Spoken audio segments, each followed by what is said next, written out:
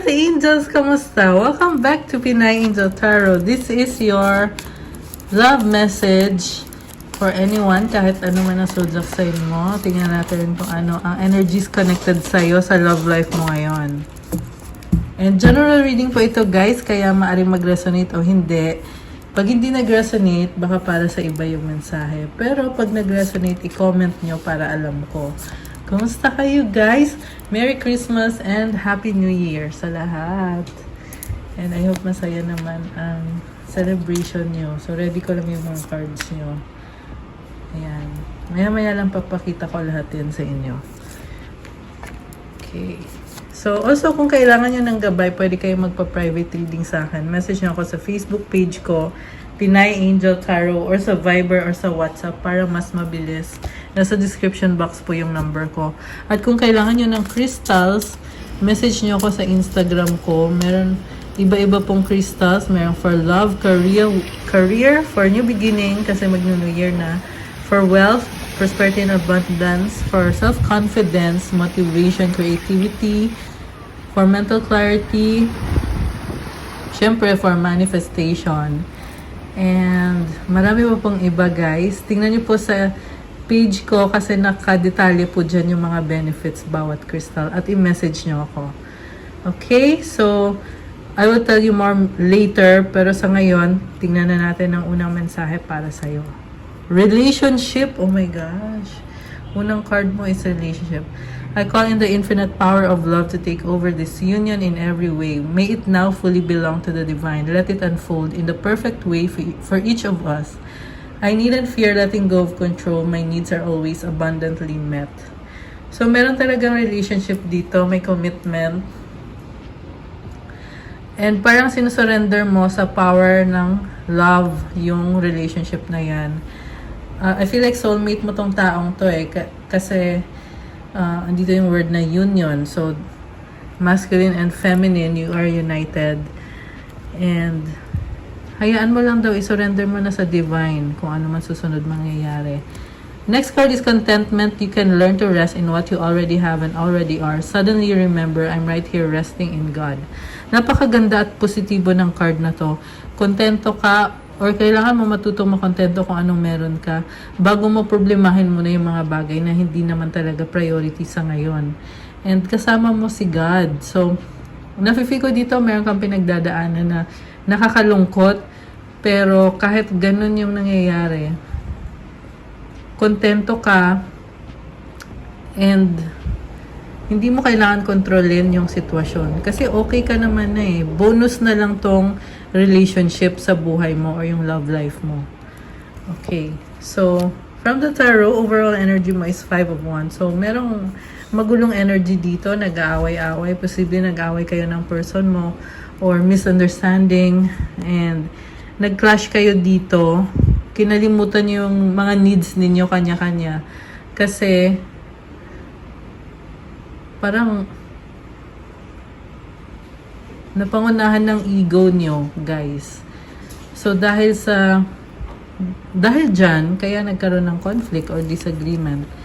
So, ang focus mo is temperance. Nag-a-adjust ka, tinatry mo maging patient, kasi alam mo hindi kayo okay ngayon, pero balang araw alam mo na magiging okay din naman eventually.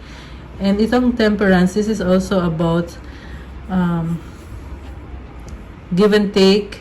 Kailangan mo siya eh, kaya dapat mag-adjust ka sa kanya. Kung hindi, masasayang kung anong meron kayo. What curses you is the lovers. Oh my gosh, guys. Soulmate mo nga tong taong to. Parang nakikita ko sobrang vulnerable ka ngayon. Kaya nasabi ko kanina umiiyak eh. Na-feel ko dito emotional kayo. And doon kayo nahirapan sa part na yon. Sobra yung emotions nyo.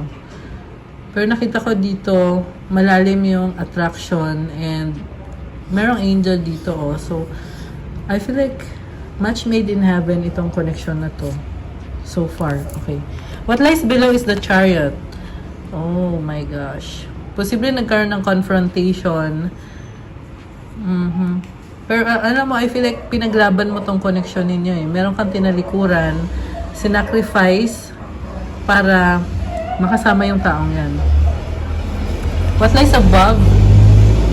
Ayan. Padaanin natin yung sasakyan. Ayan, pasensya na kayo guys. Nga pala kung napapansin nyo iba yung setup ko ngayon. Out of town po kasi ako ngayon. So, pagpasensyahan nyo na yung mga ingay sa background. Pero I hope you like the setup. Kahit temporary lang ito guys. Pero, I did my best to make it relaxing. And, syempre, may mga crystals to attract positive energy. At hindi basta-bastang crystals yung mga yan. Okay, anyway. So, balik sa reading. Queen of Pentacles, inuuna mo sarili mo, very practical person ka, baka ikaw ay Earth sign, Capricorn, Taurus, Virgo, or someone na may ganong sign sa chart mo. Parang ini-enjoy mo lang naman yung relationship, pero at the same time, iniisip mo yung sarili mo din. What lies behind is Three of Pentacles. May partnership kayo, nagtutulungan, sinusuportahan yung isa't isa.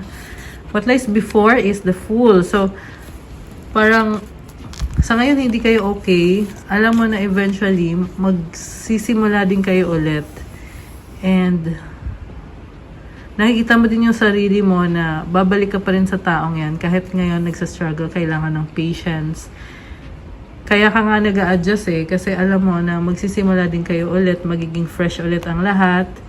Matatanggal na yung conflict or yung disagreement. Kita mo parang bad trip si ate, oh.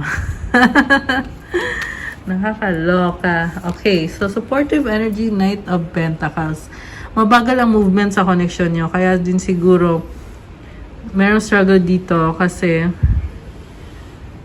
posibleng long distance or dahil sa trabaho kaya mabagal yung movement. Mabagal yung communication. Pero nakita ko din dito na andyan yung person nakasuporta sa'yo kahit mabagal nga lang. Pero sobrang nagkikare sa'yo tong taong to. And na-feel ko dito yung emotions niya. Okay. And then, ang energy ng person mo is Ace of Swords. Bago yung idea niya ngayon. Parang person yung ata mahilig mag-picture guys, no? Ayan. And gusto niya ng bagong simula. Mamaya i-clarify pa natin to. Mutual energies. Ooh, wow, Queen of Cups. Love. So, mutual sa inyo yung pagmamahalan. Parang gusto nyo mag-celebrate, gusto nyo magsaya. Kasi si Queen of Cups, this is someone na ini-enjoy na talaga yung life niya. Also, nakita mo yung butterfly. I mean, yung wings niya. Gusto nyong mag-transform yung relationship nyo. So, maganda yung intentions dito. Pero yung mga nangyayari, parang hindi as planned. Or iba yung plano nyo, tapos iba yung nangyari, nagka-conflict patuloy. Ang outcome is Five of Pentacles, feeling loss, or yung feeling mo na nawala na siya sa'yo. Like I said, merong lungkot. Kita mo, nilalamig sila, oh. Ayan, so, natatakot kayo na baka iniwan na kayo or baka hindi na mag-work out. Pero yung fear nyo, guys, sinasabi lang dito na i-appreciate nyo kung anong meron kayo. Kasi hindi pa lahat nawala.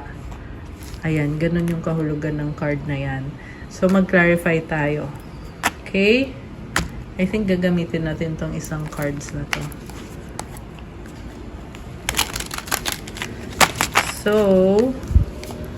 bakit nagka-conflict dito? Shuffle ko muna ng maigi. Nakakaloka. Yan lang yung nagmamahalan, pero may nakita akong conflict. So, Ten of Pentacles, the Hermit, Queen of Cups. Wow! Dalawang beses na lumabas si Queen of Cups. Sa bottom of the deck, Six of Swords. Queen of Pentacles ulit. Okay. So, ito muna. Alam mo, may pinagsamahan na kayo, Ten of Pentacles. Pwedeng bahay or pera. Success sa kaperahan nyo or sa bahay nyo. Hermit. Alam nyo, nakita kasi dito, gusto nyo mag-celebrate, pero para kang alam mo yung introverted ka masyado. So, dahil sa pagiging introverted mo, nahirapan ka i-express kung ano yung iniisip mo or kung ano yung gusto mo sabihin. Remember, Mercury is retrograde right now as of the recording of this video hanggang January 1, pero may shadow period pa. So, affected din kayo sa mga energies na yan. Posibleng misunderstanding dahil sa mga nasabi mo or nasabi niya or sa mga ipinakita mo sa kanya. I feel like tingin niya sa'yo parang sarado yung puso mo sa kanya, pero sa totoo lang, hindi naman talaga eh. Ayan. Baka meron kang Virgo sa chart mo or dealing with Virgo. Meron ding water sign, Cancer, Pisces, Scorpio. Earth sign, Capricorn, Taurus, Virgo. Although kahit naman anong sign pwede, may lumabas din dito na Gemini, Cancer, Sagittarius, and yun lang. Yun lang pala. Ayan. Pero yun lang yung strongest na signs yung binanggit ko. This can really be any sign. So, Six of Swords.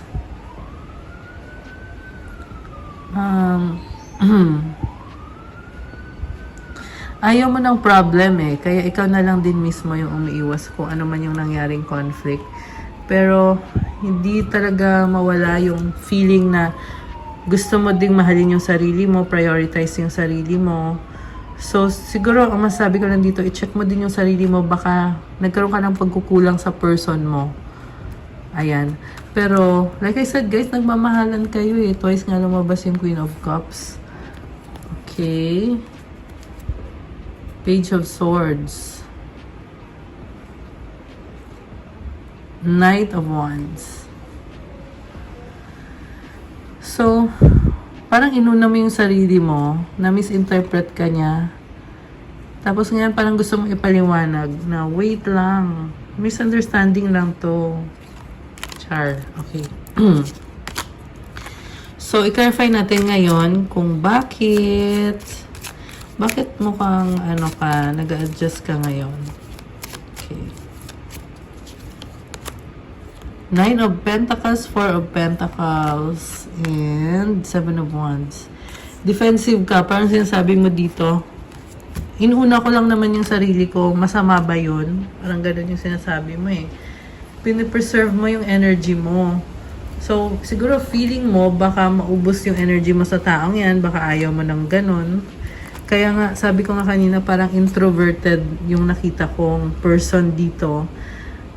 Dahil sa pagiging introverted mo, yun, ang dating tuloy wala kang pakialam, parang ganon. Pero ganon lang talaga yung ugali mo. Kita mo nagka-clash sila. Kasi feeling mo, sinisisi ka, feeling mo, pinapalabas ng person mo na ikaw yung may kasalanan. At which is para sa'yo, hindi naman totoo yun. Oh my gosh, 0909. Ayan guys, may angel numbers tayo ha. So, 29. Baka September kayo pinanganak or September, may nangyari something on September, ewan ko. Pero, ayun, ang point kasi kapag every time na merong angel numbers, synchronicity yan. So, ibig sabihin, merong mensahe para sa'yo from the universe. Ganun yun, guys. Every time nakaka-encounter kayo ng angel numbers. And ito, number 9 din to, So, nakikita ko dito, nag-improve ka na eh. Nag-improve na yung buhay mo.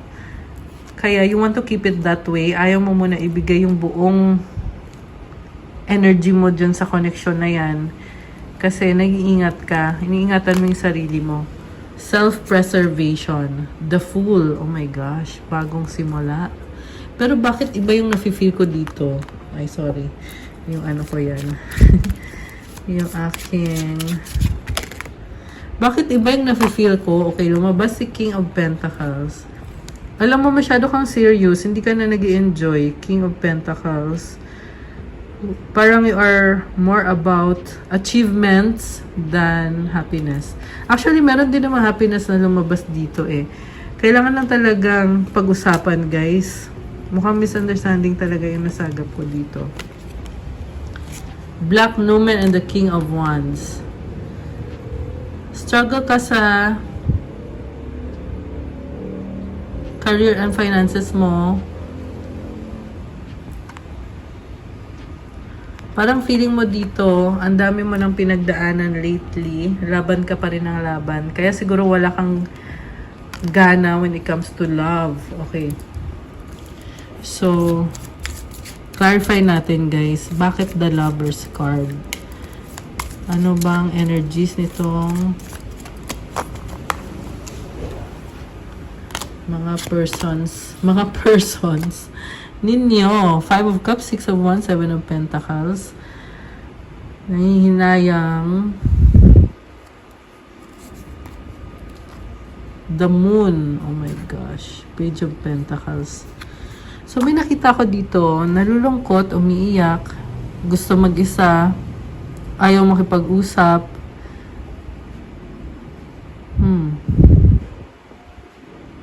Itong person na to, sobrang caring, maalaga, and nag-iisip siya ngayon na kung bakit ganito yung nangyayari. Very emotional nung tingin niya sa sitwasyon. Parang iniisip niya, ayoko na. Parang sa isip lang niya yun. Pero alam naman niyang mahal ka niya Pero parang dumadaan sa isip niya na bakit lagi na lang ganito? Bakit nangyayari to? Tapos, mas pinipili niyang mag-isa. Sira na yung nails ko, guys. Pasensya niyo na. So, kaya lumabas ng The Moon card with Page of Pentacles. Gusto niya mag-isa, pero after that, hindi rin niya alam kung anong susunod na gagawin. Okay. Bakit ang person mo may bagong gustong gawin or idea? Ano kaya yun? Okay. The Chariot. Okay. So, alam mo yung person mo matapang to Kahit na nakakasakit siya, sasabihin niya, gagawin niya. Very straightforward magsalita. Baka may kadikang cancer. Ayan. Or this can be anyone na Palavarn. Okay. Knight of Swords. Oh my gosh, may confrontation dito, guys. 2 of Swords. Confrontation, pero parang nagdadalawang isip siya. And binubuksan niya yung isip niya sa totoo lang. So, kahit na prank ka magsalita tong person mo, or masakit siya magsalita, pero at the same time, binubuksan din niya yung isip niya na baka mali pala ako, malay mo, baka tama ka. Alam mo yun, mabait naman yung person mo Baka nga kasalanan ko, ganun yung iniisip niya Baka nga kasalanan ko kung bakit hindi tayo okay, hindi tayo magkasundo. So, ganun yung nangyayari dito. Ibig sabihin, pag ganun, willing siya and open siya to compromise kung kailangan. Oh my gosh, lumabas. Ulit yung 9, Temperance and 9 of Cups. Bakit may umiinom dito? Diyos ko. O baka naman celebration lang. Okay, kasi magpapasko na nga pala. Ayan, merong umiinom, nagsiselebrate. This also a card of patience. Mukhang marami ding blessings dito, guys. Marami. Masaya. Very positive cards. Okay.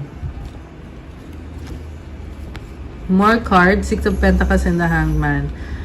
So, meron pa rin namang give and take sa inyo, pero parang nakahang Parang nag-iisip kayo, ano na ngayon susunod? Paano na ngayon to? Okay. Knight of Pentacles and the 3 of Swords. Yung isang problem pa is yung distance. Magkalayo kayo. Ito pa, may isa pang card na gustong lumabas. The Tower. Transformation.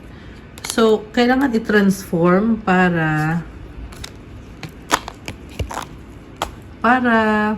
maganda ulit yung flow ng energies, flow ng good vibes. Pero merong umiiwas Ayaw isipin. Ito na nga yung pagiging introvert nyo. Okay. Anong outcome dito for our love reading today? Ano bang outcome? Judgment, decision, 4 of Cups, the Magician. Alam mo, lumabas dito sa outcome, parang nagsasuffer kayo sa mga nangyari na conflict. Parang ayaw niyong komprontahin yung sitwasyon. And kailangan mo daw magdesisyon. Ayan.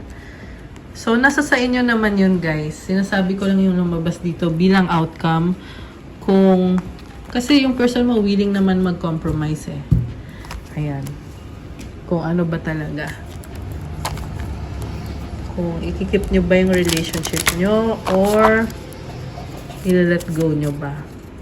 Kuha ko kayo ng iba pang mga energies connected sa inyo ng person mo and ng mga mensahe galing sa person mo.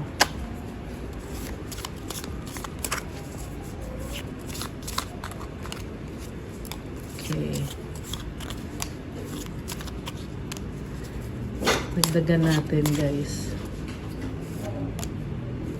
Okay. I hope you're okay. Oh my gosh. Concern sa'yo. You're a God-given gift. Wow. Sabi sa'yo, soulmate mo to eh. We have to unite. Kanina may relationship card ka. Ayan, union. So, yung connection na yan, union siya. 'Di ba? And you also got the lover's card kanina. Okay, next card. I have something to tell you. Oh my gosh. And I have so much things running in my head. So, sobrang nag-overthink. Gusto kang kausapin ng person na yan. Like I said, gusto nga niyang pag-usapan eh. Gusto niyang maayos talaga at i-transform. Parang I feel like sa part ng person mo, madali lang yan pag-usapan. Pero sa part mo, hirap na hirap kang makipag-usap. Doon yung problem. Yung isa kasi very fixed na sa mga desisyon. Yung isa naman, gustong tuloy-tuloy na baguhin at i-improve yung sitwasyon nyo. So, doon kayo nagkakaroon ng misunderstanding. Okay. More cards. Power. Wow. The power of love is like a magnet. Drawing souls together. Kaya nga, kasi yung soulmate or yung twin flame connection, para kayong minamagnet niya na sobrang na-attract kayo sa isa't isa na hindi nyo ma-explain. So, ganun siya. Rejoice. Embrace your loving connection and rejoice. May dalawang hearts. O, diba?